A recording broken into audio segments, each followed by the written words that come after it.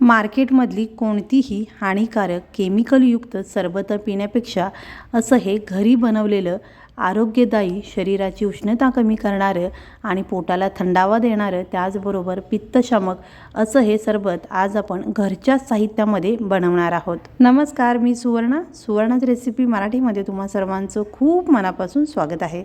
तर आज आपण घरच्या आणि अगदी मोजक्या साहित्यामध्ये अतिशय थंडगार असं हे उन्हाळ्यामध्ये शरीराला थंडावा देणारं, उष्णता कमी करणारं असं हे सरबत अगदी सोप्या पद्धतीने आणि झटपट बघणार आहोत.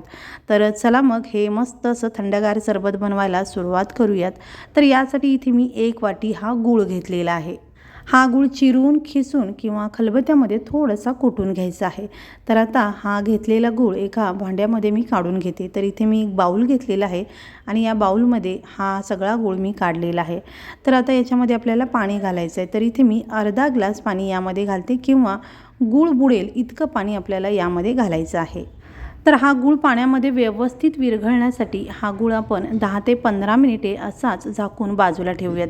10 ते 15 मिनिटानंतर हा गूळ पाण्यामध्ये व्यवस्थित विरघळलेला आहे. तुम्ही हवं तर हे पाणी गाळून घेतला तरी चालू शकतं. तर आता हे गुळाचं पाणी मी ज्या भांड्यामध्ये सरबत करणार आहे त्या भांड्यामध्ये काढून घेते. तुम्ही ज्या भांड्यामध्ये सरबत करणार आहात त्या भांड्यामध्येच गूळ पाण्यामध्ये भिजत घातला तरी चालू शकतं. तर आता याच्यामध्ये आपल्याला साधारण 2 ते 3 चमचे लिंबाचा रस घालायचा आहे किंवा मध्यम आकाराचा एक लिंबू इथे तुम्ही पिळून घेऊ शकताय.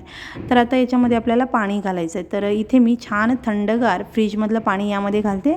तुम्ही माठातलं पाणी घालू शकताय किंवा बर्फाचे खडे जरी इथे तुम्ही वापरला तरी चालेल.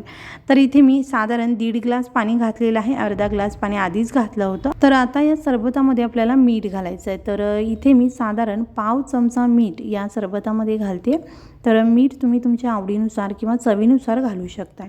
तर आता घातलेलं मीठ व्यवस्थित मिक्स करून घेते. गूळ आपण जेव्हा पाण्यामध्ये भिजण्यासाठी ठेवला होता त्याच वेळेला हे सगळं साहित्य घालून भांडं फ्रीजमध्ये तुम्ही ठेवला तरीही चालू शकतं आणि 10-15 मिनिटानंतर छान मिक्स करून तुम्ही सरबत लगेचच पिऊ शकताय. तर आता याच्यामध्ये मी भिजवलेला सब्जा बी टाकते. तर हे सब्जा बी ऑप्शनल आहे, तुम्हाला हवं असेल तर टाका, नाही टाकला तरी चालेल. पण उन्हाळ्यामध्ये सब्जा बीचं सेवन केल्यामुळे शरीरातील उष्णता कमी होते आणि शरीराला छान थंडावा मिळतो. यासाठी कुठल्याही सरबतामध्ये किंवा पाण्यातून सब्जा बी अवश्य प्यावं. तर आता हे सरबत सगळं व्यवस्थित मिक्स केल्यानंतर थोडीशी चव बघायची. तुम्हाला जर लिंबू अजून हवं असेल, मीठ अजून हवं असेल तर ते तुमच्या आवडीनुसार तुम्ही यामध्ये पुन्हा घालून छान मिक्स करून घेऊ शकताय. किंवा सरबत जर जास्त गोड झालं असेल तर थोडंसं पाणी यामध्ये तुम्ही वाढवून घेतला आणि गरजेनुसार मीठ आणि लिंबू घातला तरी चालू शकतं. तर हे अगदी प्लेन आणि नैसर्गिक स्वादाचं असं हे गुळाचं सरबत आपलं तयार झालेलं आहे. पण तुम्हाला यामध्ये जर वेलची घालायची असेल तर थोडीशी वेलचीची पावडर तुम्ही घातला तरीही या सरबताची चव अतिशय सुंदर लागते. तर असं हे मस्त थंडगार नैसर्गिक रंगाचं, नैसर्गिक स्वादाचं हे गुळाचं सरबत आपण आता सर्व करूयात. तर सगळ्यात आधी ग्लासमध्ये मी सब्जा बी घालते. यानंतर यामध्ये आपण तयार केलेलं सरबत घालूयात. तर इथे सरबत बनवताना मी थंड पाण्याचा वापर केला होता, त्यामुळे लगेचच हे सरबत सर्व केलेलं आहे.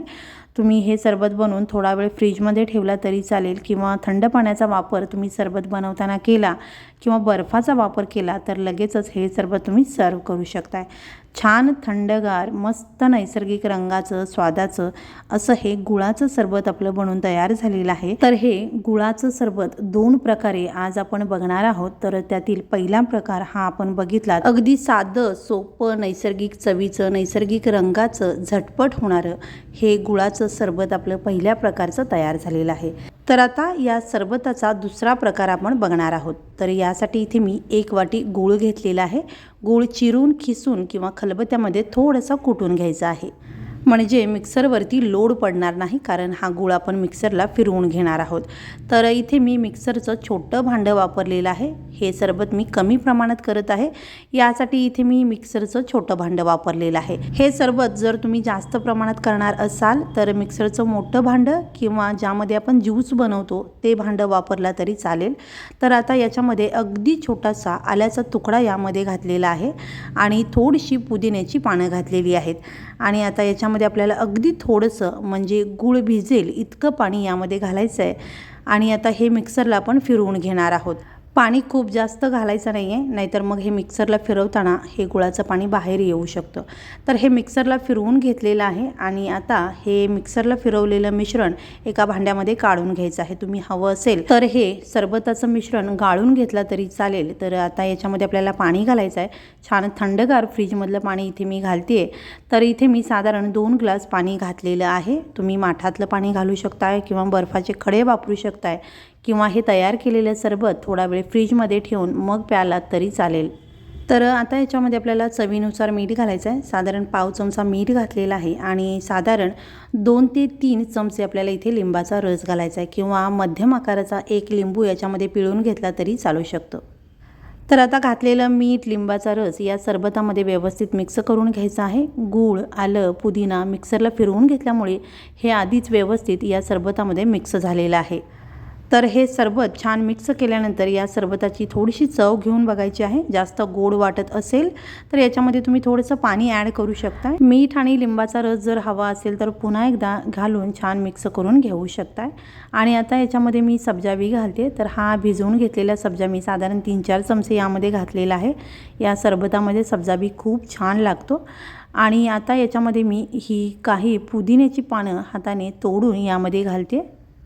छान ताज्या पुदिन्याचा स्वाद या सरबतामध्ये अगदी सुंदर असा लागतो. तर हे पुन्हा एकदा छान असं मिक्स करून घेते आणि हे मस्त थंडगार असं हे आपलं गुळाचं सरबत तयार झालेलं आहे. आलं आणि पुदिन्याच्या स्वादाचं असं हे गुळाचं थंडगार सरबत चवीला खूपच छान लागतं. पण तुम्हाला हवं असेल तर तुम्ही याच्यामध्ये भाजलेल्या जिऱ्याची पूड घालू शकताय किंवा काळं मीठ घालू शकताय. तुम्ही तुमच्या आवडीप्रमाणे या सरबताच्या चवीमध्ये बदल करू शकताय. तर आता हे तयार केलेलं सरबत आपण सर्व करूयात. सगळ्यात आधी ग्लासमध्ये सब्जा बी घातलेला आहे आणि त्यानंतर तयार केलेलं सरबत घातलेलं आहे. सब्जा बी घातल्यानंतर अशा पद्धतीने सरबत ओतलं की सब्जा बी अगदी छान वरती तरंगतात आणि ते दिसायला खूपच सुंदर दिसतात. तर इथे हे छान थंडगार, आरोग्यदायी, उष्णता कमी करणारं, शरीराला थंडावा देणारं, पित्तशामक असं हे गुळाचं सरबत मस्त स्वादाचं तयार झालेलं आहे. तर इथे 2 प्रकारचं, 2 स्वादाचं, गुळाचं अगदी थंडगार, उष्णता कमी करणारं, पित्तशामक, आरोग्यदायी, गुणकारी असं हे गुळाचं सरबत अगदी सोप्या आणि साध्या पद्धतीने आज आपण बघितलेलं आहे. तर बाजारातील विकतचं शरीरासाठी हानिकारक केमिकलयुक्त सरबत आणून पिण्यापेक्षा या उन्हाळ्यामध्ये असं हे घरी बनवलेलं अगदी झटपट बनणारं, मोजक्या साहित्यात बनणारं आणि अतिशय गुणकारी, आरोग्यदायी, शरीराला थंडावा देणारं असं हे गुळाचं सरबत या पद्धतीने तुम्हीसुद्धा जरूर बनवून बघा. आणि तुम्हाला जर हा व्हिडिओ आवडला असेल तर व्हिडिओला लाईक, शेअर आणि चॅनलला सबस्क्राईब जरूर करा. व्हिडिओ पाहिल्याबद्दल धन्यवाद.